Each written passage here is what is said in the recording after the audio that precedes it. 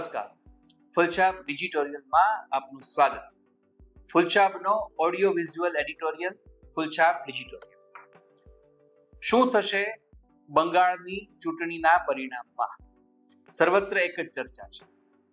ગુજરાતમાં સ્થાનિક સ્વરાજ્યની ચૂંટણીઓ લગભગ 1000થી વધારે બેઠકો તો માત્ર મહાનગરપાલિકા, એ જ રીતે નગરપાલિકા, એ જ રીતે તાલુકા પંચાયત, જિલ્લા પંચાયતની ચૂંટણીઓ હતી. તેમ છતાં જેટલો રસ, જેટલી જિજ્ઞાસા લોકોને એમાં નહોતી, એના કરતા અનેક ગણી જિજ્ઞાસા અને અનેક ગણો રસ પશ્ચિમ બંગાળની ચૂંટણીના પરિણામમાં છે. સાથે અન્ય 5 રાજ્યોની ચૂંટણી છે. આસામ પણ છે, તમિલનાડુ પણ છે, કેરળમ પણ છે. પણ બધાને એક જ પ્રશ્ન છે કે બંગાળમાં શું થશે?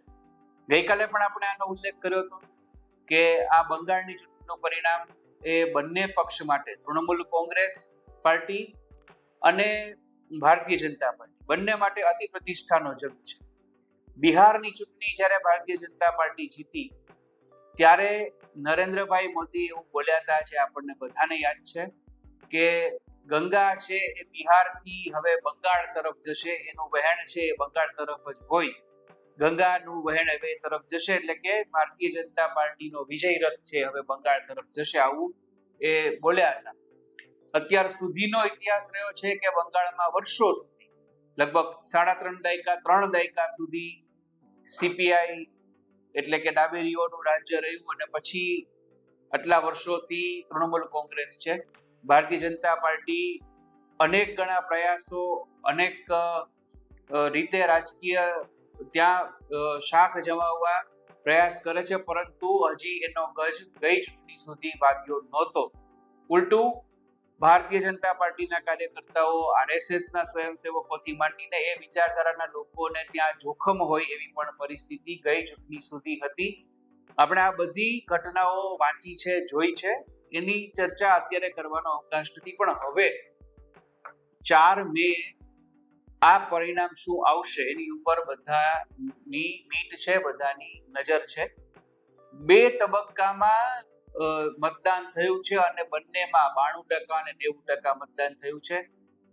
એક તરફ એમ કહેવાય છે કે જે એસઆઈઆર, જે આખી મતદાર યાદી શુદ્ધિકરણની પ્રક્રિયા થઈ, એને કારણે થઈને મતદારોમાં રોષ છે, એટલે તૃણમૂલ કોંગ્રેસના પક્ષમાં મતદાન થયું છે.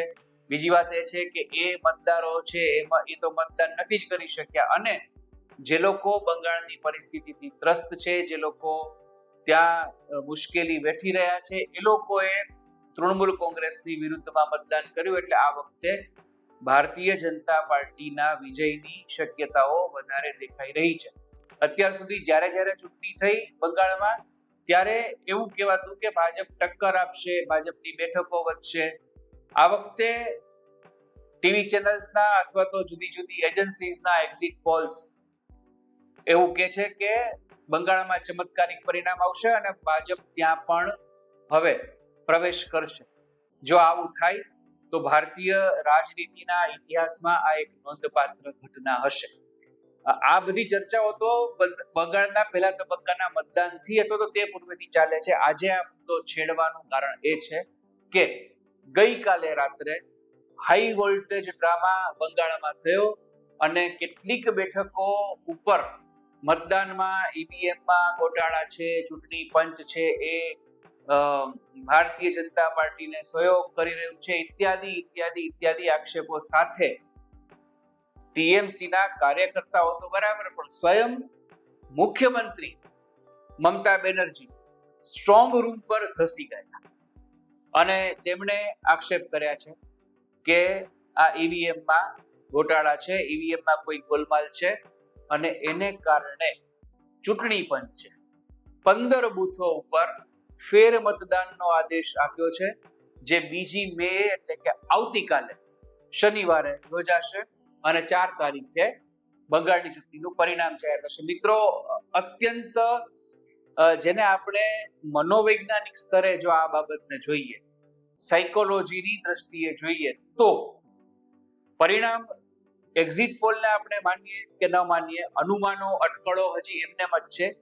આપણે કોઈ તારણ ઉપર અથવા તો અત્યારે અહીંયા કોઈ નિષ્કર્ષ પર નથી આવતા, પણ અગાઉની ચૂંટણીઓમાં મમતા બેનર્જીનો જે જુસ્સો હતો, કદાચ એ જુસ્સો ચૂંટણી સુધી રહ્યો, પણ અત્યારે જે રીતે ટીએમસી અને મમતાબેન પોતે ફ્રસ્ટ્રેટ થઈ રહ્યા છે, પોતે જે રીતે ખલેલ અનુભવી રહ્યા છે અને જે રીતે પોતે પ્રતિભાવ આપી રહ્યા છે, ચૂંટણી પહેલા જ એ એવું કહી રહ્યા છે કે આ ગોટાળો છે, આ ચૂંટણી સભામાં કોઈ પણ વ્યક્તિ કોઈ બોલે કે ઈસી આવું કરે છે, ઈવીએમ આમ છે, એ રાજકીય મુદ્દા હોય. મતદાન પૂર્ણ થઈ ગયું, બંને તબક્કા પૂર્ણ થઈ ગયા પછી જ્યારે સ્વયં મુખ્યમંત્રી જો સ્ટ્રોંગ રૂમ તરફ જતા હોય તો કદાચ એને પોતાને પણ ન ગમતા પરિણામની સંભાવના વધારે લાગતી હોય એવું બની શકે. એવું આપણે નથી કહેતા કે એવું જ છે, પણ નહીતર આટલી બધી છટપટાહટ, આટલી બધી બોખલાહટ, આટલું બધું ડિસ્ટર્બન્સ શા માટે હોઈ શકે?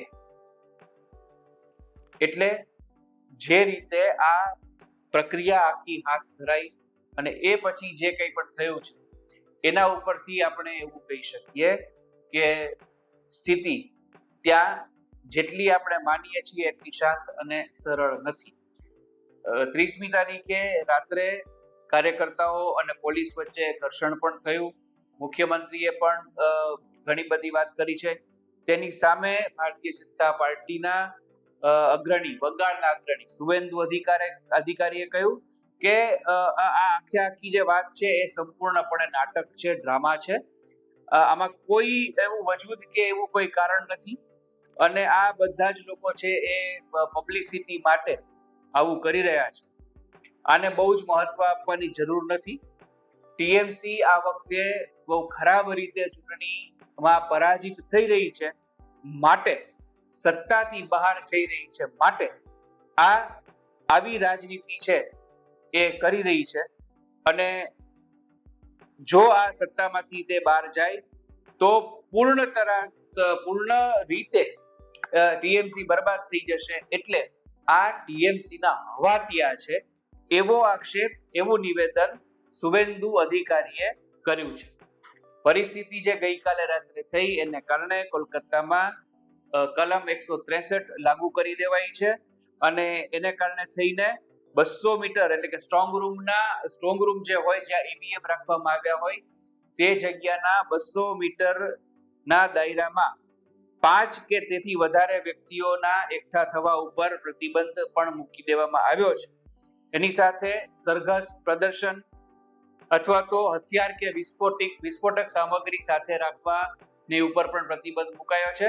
એટલે મહત્વનું એ છે કે બંગાળમાં 29મી અને 23મી એપ્રિલે 2 તબક્કામાં મતદાન થયું. પહેલા તબક્કામાં 152 બેઠક, બીજા તબક્કામાં 142 બેઠક ઉપર મતદાન થયું. જંગી મતદાન થયું. એના અનેક સૂચિતાર્થો તારવવામાં આવ્યા. રાજકીય નિરીક્ષકોએ કહ્યું કે આનું કારણ આ હોઈ શકે, આ હોઈ શકે, આ હોઈ શકે. ચૂંટણી સુધી તો બંગાળમાં તણાવ હતો. મતદાન પૂરું થઈ ગયું ને એક્ઝિટ પોલ આવી ગયા પછી પણ પરિણામ અને મતદાન વચ્ચે પણ આવો તણાવ છે. એનો અર્થ એવો થઈ શકે કે જે ધારવામાં ને કહેવામાં આવે છે એવું કંઈક બની શકે. જે લોકો ભારતીય જનતા પાર્ટી આરએસએસની વિચારધારામાં નથી માનતા, જે લોકો ભલે પોતે તૃણમૂલને કે ડાબેરી વિચારને પણ સમર્થન નથી કરતા, પરંતુ એવું માને છે કે દેશમાં કોક સક્ષમ અથવા સબળ વિરોધ પક્ષ અથવા તો કોક શાસકોને પડકાર કરનારું હોવું જોઈએ. એ લોકો એવું ઈચ્છે છે કે બંગાળમાં જે પરિસ્થિતિ છે એ એમને રહે અને ભારતીય જનતા પાર્ટીની સામે કોઈ એક પડકાર, એક વિપક્ષ રહે. આવું દિલ્હીમાં હવે રહ્યું નથી, ગુજરાતમાં તો છે જ નહીં. દક્ષિણના રાજ્યોની આખી વાત જુદી છે. ત્યારે એ લોકો એમ કે છે કે બંગાળ એક એવું રાજ્ય છે કે જ્યાંની પ્રજા કંઈક થોડુંક જુદું વિચારે છે. પણ આ વખતે એ લોકોની આ ઈચ્છા અથવા તો એ લોકોનો આ વિચાર કેટલો ટકે છે એ બહુ મોટો પ્રશ્ન છે. એટલા માટે કે ચૂંટણીમાં મહેનત તો ભાજપે કરી જ છે, ગયા વખતે પણ કરી હતી, પણ એને ધાર્યું પરિણામ મળ્યું નહોતું. આ વખતે આખી વાત જુઓ તો અહીંયાથી બંગાળની ટ્રેન પણ 4 ટ્રેનથી વધુ મૂકવામાં આવી છે. 92% મતદાન, 90% મતદાન, એક્ઝિટ પોલ, આ આખી ક્રોનોલોજી, આખો ઘટનાક્રમ આપણે જોઈએ તો એક બાજુ મમતા બેનર્જીને પણ પરિણામના કંઈક સંકેત છે, એક બાજુ ભારતીય જનતા પાર્ટીને પણ પરિણામના કંઈક સંકેત છે. શું સંકેત છે એ પણ અહીંયાથી સાંકેતિક રીતે કહેવામાં આવી રહ્યું છે, જે દર્શકો એકદમ સારી રીતે સમજી રહ્યા છે. આખરે તો 4 મે સોમવાર ઉપર જ આપણે આધાર રાખવો પડે, કોઈ જ અત્યારથી આપણે નિર્ણય જાહેર ન કરીએ. પણ બંગાળમાં જે બન્યું તે થોડું આ વખતે વધારે પડતું છે. ખુદ મુખ્યમંત્રી સ્ટ્રોંગ રૂમ પર પહોંચે અને એને કારણે થઈને ચૂંટણી પંચ 15 બૂથ ઉપર પરિણામ પહેલા ફેર મતદાનનો આદેશ આપે, એ પણ મહત્વની ઘટના છે. આવતીકાલે ફરી ત્યાં મતદાન થશે, 4 તારીખે પરિણામ આવશે.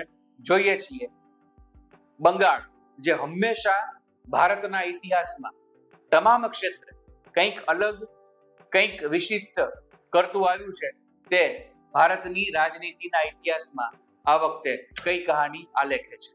ફૂલછાબના ડિજિટોરિયલમાં આજે આટલું. ફરી નવા સંવાદ સાથે, નવા વિષય સાથે નવો સંવાદ. ફૂલછાબનો ઓડિયો વિઝ્યુઅલ એડિટોરિયલ, ફૂલછાબ ડિજિટલ.